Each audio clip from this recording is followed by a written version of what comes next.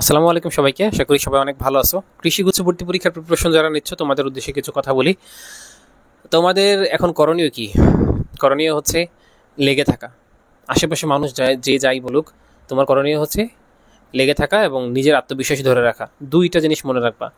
তোমার আত্মবিশ্বাস তুমি ধরে না রাখতে পারলে মানুষ কখনো বিলিভ করবে না যে তুমি কিছু করতে পারো। মানুষ মনে মনে এটাই চায় যেন তুমি কিছু করতে না পারো জীবনে। ঠিক আছে? কাজে নিজের বিলিফটা যদি নিজে ধরে রাখতে না পারো, তাহলে মানুষ তো চাইবেই তুমি কিছু না করতে পারো। জাস্ট ফ্যামিলির মানে বাবা মা সহ আর কয়েকজন এরকম থাকতে পারে যারা তোমার ভালো চায়। দিন শেষে মানুষ মানুষের ভালো চায় না এখন। প্রতিবেশীর মধ্যেও দেখবা যে কয়েকজন থাকবে যারা তোমার ভালো চাইবে। ম্যাক্সিমামরা চাইবে যেন তুমি চান্স না পাও, তুমি লাইফে কিছু করতে না পারো। মনে মনে এরকম চায়, এরকম অনেক মানুষই আছে। কাজেই এখন তোমার কোনো জায়গায় চান্স হয় নাই। গতকালকে আমাকে একজন ফোন দিয়েছে যে ভাইয়া আমি তো কোনো জায়গায় চান্স পাইনি, আমার এখন পড়তেই মন চাচ্ছে না। তো সে টিসিতে ভর্তি আছে। তো টিসিতে থাকলে যদিও পড়তেই হয়, মন না চাইলেও, বাট তবু আমি তাকে বললাম যে তুমি কি কোনো জায়গায় ভর্তি আছো, জাতীয় বিশ্ববিদ্যালয় বা কোথাও ভর্তি হয়েছে এবছর? সে বললো যে না ভাইয়া আমি জাতীয় বিশ্ববিদ্যালয়ে ভর্তি হই নাই, অ্যাপ্লাই করি নাই, কোনো জায়গায় ভর্তি হয়নি, কনফিডেন্স ছিল যে পাবলিকে হয়ে যাবে। তা আমি তো একটু অবাক হইলাম যে দেখো, তুমি কোনো জায়গায় ভর্তি নাই, কৃষিতে যদি সামহাও চান্স মিস হয় তাহলে কী করবা তুমি? কোথায় ভর্তি হবা? প্রাইভেটও নাকি সে ভর্তি হবে না, তাহলে ভর্তিতে হবা কোথায়? তো ভর্তি হওয়া যাবে, প্রসিডিওর আছে।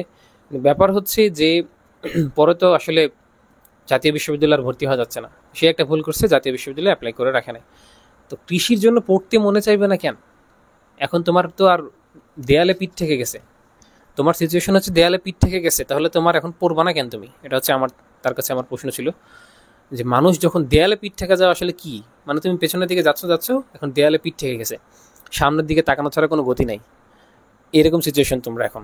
কৃষিগুচ্ছের দিকে তাকাও এবং নিজের জীবনের সেরা এফোর্টটা দিয়ে দাও। চান্স পাইতেই হবে, না পাইলে সব শেষ হয়ে যাবে এরকম আমি কখনো বলি না। লাইফে অনেক কিছু করা যায়, ঠিক আছে? অনেক কিছু করা যায়।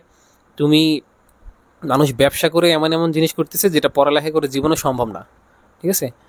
টাকা কামানোর বিষয় বলো, মানুষ ব্যবসা করে এত টাকা কামাচ্ছে, পড়ালেখা করে এই টাকা কামানো জীবনে সম্ভব না। সফলতার কথা বলো, মানুষ সফল বিভিন্ন দিকে হচ্ছে, পড়াশোনা করেও অনেক সফল হচ্ছে, পড়াশোনা না করেও অনেক সফল হচ্ছে। সব লাইনে সবাই সফল হবে এরকম কিছু না। তুমি পড়াশোনা অন্য লাইনে করো, পাবলিকে পড়ে যে সবাই জীবনে সফল হয়ে যাচ্ছে এটা একটা ভুল কথা। ঠিক আছে? তো সেটা পরের বিষয়। পাবলিকে চান্স পাও আর না পাও সেটা তো পরের বিষয়। তোমার জায়গা থেকে তুমি একটা বেটার প্লেসে যাওয়ার জন্য সর্বোচ্চ চেষ্টা করতেছো কিনা, এইটা হচ্ছে তোমার কাজ। মানে এটা হচ্ছে তোমার চিন্তা ভাবনা হওয়া উচিত যে আমি একটা বেটার প্লেসে যাওয়ার জন্য নিজের জায়গা থেকে সর্বোচ্চ দিচ্ছি কিনা, এতটুকুই। তো যেটা বলতেছিলাম যে নিজের আত্মবিশ্বাস নিজে ধরে রাখো এবং আহ, যারা কোথাও ভর্তি নাই, এখন পর্যন্ত কোথাও ভর্তি হওয়া নাই, কৃষিগুচ্ছে চান্স পাওয়া তো খুব জরুরি। পড়বা না কেন? সকালে সবাই উঠতে পারে না, সকালে সবাই উঠতে পারে না ঘুম থেকে, সবাই পড়তে পারে না, এই জন্যই তুমি তুমি পড়বা। তুমি এই জন্যই তো সকালে ঘুম থেকে উঠে টানা পড়ার মধ্যে থাকবা, ভোরবেলায় উঠে যাবা, আর সারাদিন পড়াশোনার মধ্যে দিয়ে যাবা এখন। কারণ সময় তো আছে আর 65 দিন, 65-66 দিনের মতো বাকি আছে। এই সময়টুকু যদি চলে যায় তাহলে তো আর আসবে না। এই টাইমে তুমি এই পৃথিবীর যত অহেতুক কাজকর্ম আছে, অহেতুক টপিক আছে, এইসব ইস্যু আছে, এগুলো থেকে তুমি ডিসকানেক্ট হয়ে যাও। সম্পূর্ণ কনসেন্ট্রেশন দাও নিজের পড়াশোনার মধ্যে। 2 মাস পর তুমি আত্মপ্রকাশ করবা যে এই যে আমি নতুন আমি। ঠিক আছে? এই 2-3 মাস আমি এই লাস্ট 1 বছর আমি যেরকম ছিলাম, এই আমি সেই আমি না, এখন আমি এক অন্য আমি। ঠিক আছে? এটা আমি কেন বললাম? আমি যেদিন চান্স পাইছি তার পরের দিন থেকে আমি অন্য আমি হয়ে গেছি। এটা একদম বাস্তব একটা কথা। যেদিন আমি চান্স পাইছি জাহাঙ্গীরনগর বিশ্ববিদ্যালয়ে আল্লাহর রহমতে, ওই দিন থেকে আমি অন্য আমি হয়ে গেছি। এটা আমি বলবো না যে আমি আমার সব কিছু চেঞ্জ হয়ে গেছে, এরকম না। বাট ওই আমি আর এখনকার আমি তো সেম না। কাজেই তফাৎটা আসলে ওই জায়গায় তৈরি করতে হবে। ঠিক আছে? তো আর যেটা বললাম যে চান্স পাওয়াই সব না, চান্স পাওয়াই সব না, একজন আদর্শ শিক্ষার্থী হইতে হবে। আদর্শ শিক্ষার্থীর কাজই হচ্ছে সর্বোচ্চ প্রচেষ্টা করা সবসময়। সে চান্স পায় নাই পাবলিকে কোনো জায়গায়, সে ন্যাশনালে ভর্তি হয়ে গেছে, হয়ে সে হয়তো কোনো একটা ব্যবসা করবে পড়াশোনার পাশাপাশি, সাপোজ বলতেছি আর কি। সেই ব্যবসাতে সে সফল হওয়ার জন্য সর্বোচ্চ চেষ্টা করবে।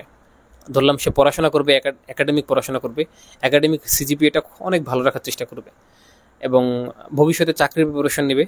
সে চাকরির প্রিপারেশনটা এমনভাবে নিবে, খুব ভালোভাবে নিবে, সর্বোচ্চ চেষ্টা করবে। একজন আদর্শ শিক্ষার্থীর কাজটাই এইটা হওয়া উচিত আসলে। ঠিক আছে? মানে যেটা করবে খুব ভালোভাবে করবে, আর যদি ব্যালেন্স করতে পারে দ্যাট ইজ ভেরি গুড। সব কিছু ব্যালেন্স করে চলতে পারলে ওইটাও ভালো, বাট নিজের একাডেমিক ফোকাসটা ভালো রাখা উচিত। এবং তুমি যেটা করতে চাও, আসলে যেটা মনে চাই, মেনলি যেটা বলতেছিলাম যে তোমার যেটা করতে মনে চায়, যেইটা ভালো লাগে ওইটাতে মেনলি ফোকাস করাটা খুব জরুরি।